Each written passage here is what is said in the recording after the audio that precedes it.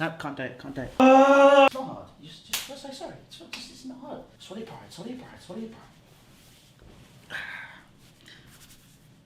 Cesc, I'm sorry. What's going on, guys? Welcome back to 100% Chelsea, and welcome to a little video which I think has been long overdue. Basically, about 3 years ago, I ripped the shit out of Cesc Fabregas, and I think it's fair to say I was very wrong. You know, I was going to film this yesterday, but other stuff happened which meant I couldn't do it. I got back late, and all the staff had to look after the family, blah blah blah. New Year's is still rolling into 2019, and this is the start of a new year. So new year, new me, fresh start. You gotta find the right stuff to say. You gotta have a clean slate. And quite frankly, I think basically my reaction to certain things over the past few years hasn't exactly been the best. So basically, it's just a thank you video for Cesc Fabregas, and obviously we're going to talk about what's going to happen next now that he's obviously leaving the club and heading to Monaco on a 3-year deal. Apparently that has been held up though because we want a 10 million fee.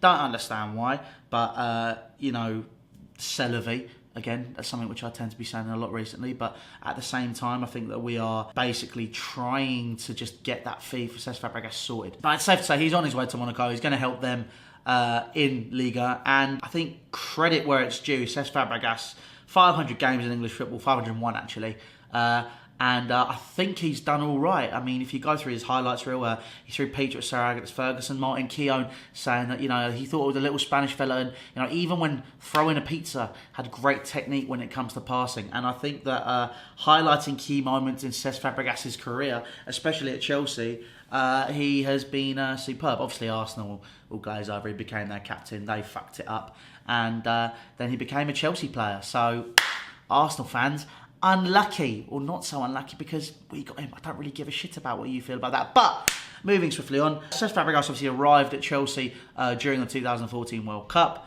For a 30 million plus fee. We often think of this season as a massive rebuilding phase, and I think it's safe to say the season before Cesc Fabregas and Diego Costa arrived in 13-14 was very much the same. However, Cesc Fabregas set the tempo straight away, creating a beautiful goal with Andre Schürrle, and basically that was for me when I realised we'd win the Premier League, and Cesc Fabregas was a massive part of that, sitting alongside Nemanja Matic and obviously Oscar at 10. In my opinion, massively overrated player, but he had Hazard on the left, he had Willian on the right, Juan Cuadrado for a little bit, which was a bit of a weird one, but he was there. May as well get a mention. But it's kind of a case of we had this pretty decent little team, and Cesc Fabregas was a key part of it. Almost breaking the assist record that Thierry Henry had set in his first season back in the Premier League. Obviously, other than that, you had the key passes, you had the way that he went about the team, and I think the biggest thing for Cesc Fabregas was the massive professionalism he had that season and at Chelsea in general. And then obviously we move on to the 15-16 season, where that professionalism was kind of key, because where we were slating him and calling him a rat alongside, I think it was Matic and someone else, I can't remember who it was, I think it was Diego Costa. We were basically saying that he was a rat, and he kept going. And despite the performances being poor, I think he did get found out that season. But at the same time, he kind of kept going, and he was a leader in that dressing room. And to be honest, fair play to him for doing it. And that's where basically I am saying sorry, because I was a massive idiot that season. Saying players can fuck off and stuff probably isn't the smartest thing to say. 17 years old though, was very hot-headed, still am to be honest, but it's kind of a case of, Cesc Fabregas deserved more respect, as did Branislav Ivanovic, quite frankly, and that has nothing to do with him giving me a death stare out of his car. I don't think I've, that was quite a strange day. But Cesc Fabregas that season got found out. However, the next season under Antonio Conte, he kind of came in and redeveloped his game, and basically he was fighting for his place. And obviously AC Milan were very interested. The Italian league's another league where I think he'd absolutely kill it. I think he'd be superb there, but obviously French league's where he's going to.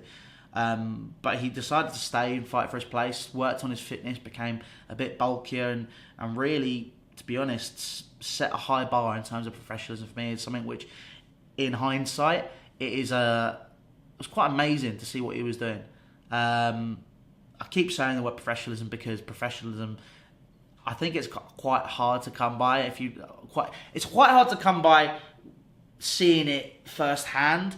It's also even harder to come by when you're watching football. I don't think there are many players out there where you can look at them and one of their main traits you think is how professional are, how they hold themselves in the media and everything. You just look at Cesc Fabregas and he is the all-round package. And, he fought. It wasn't a massive part of the squad. He came on. He was a bench warmer and he kind of came into games, but he was still part of the team and he still pushed us and he helped us win that Premier League title. And he summarised it perfectly in his interview when we won the league at West Brom, making Gary Cahill do the double take and was saying football is fucking amazing. And to be honest, that is something which I respect quite a lot. I think he was superb. And then obviously last season, again, with a lack of mentality from the Chelsea board, Cesc Fabregas was another target, another easy target, quite frankly, as well, for me and other people, I felt, for being played in a system where it just didn't quite work for him. You had him, Danny Drinkwater, Bakayoko, Kante. Him and Kante are the best midfielders out of those options. However, and they still are, but it's kind of a case of that they got picked apart for it. And, as a scapegoat, Cesc Fabregas kept going. And again, that professionalism was key. And then this season, well, he summarised it. He cares about Chelsea. He cares about the club. And I didn't really get to say it in my Nottingham Forest review that Cesc Fabregas as a player, as a man as well, wow. I think that's the word that I use to summarise it. Just wow. His mentality, the way he held himself this season in terms of saying when he's not getting game time, he was very vocal about how youth should get more game time, and obviously his friendships with Ethan Ampadu, Callum Hudson-Odoi being in the first team squad, he's been very vocal about them getting minutes. And the fact that he's stepped aside and said, I want to terminate my contract so these lads can get minutes on the pitch, fair play to him. He said himself 15 years has gone by in a blink of an eye, and the biggest piece of advice that he gives to young players is, enjoy it while you can. And it's safe to say Cesc Fabregas has really enjoyed his career, winning World Cups, European titles with the club and country, obviously doing well with Barcelona, winning the leagues with Chelsea, winning FA Cups, League Cups, and just generally being an all-round amazing player. And there's no doubt that he is going to succeed in France, at whether or not it is going to be via trophies or not. His style of play, the way he holds himself, there is no doubt that he is going to absolutely kill it. The way that he passes the ball, the time he'll have, I think it's just fair to say that Cesc Fabregas has been an absolutely amazing player for Chelsea, for Spain, and wherever he's gone. And even, when he was at Barcelona, he wasn't getting minutes. Again, still a massive professional. So Cesc Fabregas, he's probably never going to see this, let's be honest. But I mean, the biggest thing for me to say is I'm sorry for being a prick. I think that just summarises everything. He's been a fantastic player for Chelsea, a fantastic servant, and as summarised in fan cams, guess what? Arsenal fans, he didn't cry when he left you lot. But listen, Cesc, enjoy your time in Monaco. Obviously, don't gamble too much because you get done for that. But at the same time, mate, just enjoy yourself. Obviously, Daniela and with all your family, just have a laugh, enjoy yourselves. The last few years of your career, and we have no doubt here that you will succeed. So thank you for everything, Cesc. Thank you for your service to Chelsea Football Club, a cult hero without a shadow of a doubt. Cesc Fabregas hangs up his magic hat, and cheers, mate. But other than that, guys, listen. We move on. It's a new beginning. Obviously, we've been linked with the likes of Nicolo Barella from Cagliari and Leonardo or Leandro Paredes from Zenit. And it's exciting. I'm buzzing for it.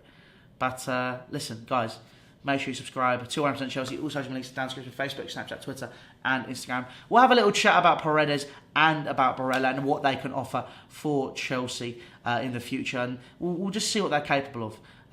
So we'll put together a little fact file if you want that. If this video hits, let's go 200 likes, we'll put that video out tomorrow, and I'll start getting the fact file together. But this has been an apology to Cesc Fabregas and saying thank you very much for your service to Chelsea Football Club. But listen, other than that, guys, subscribe, like, share, hit that notification bell, and I'll see you later.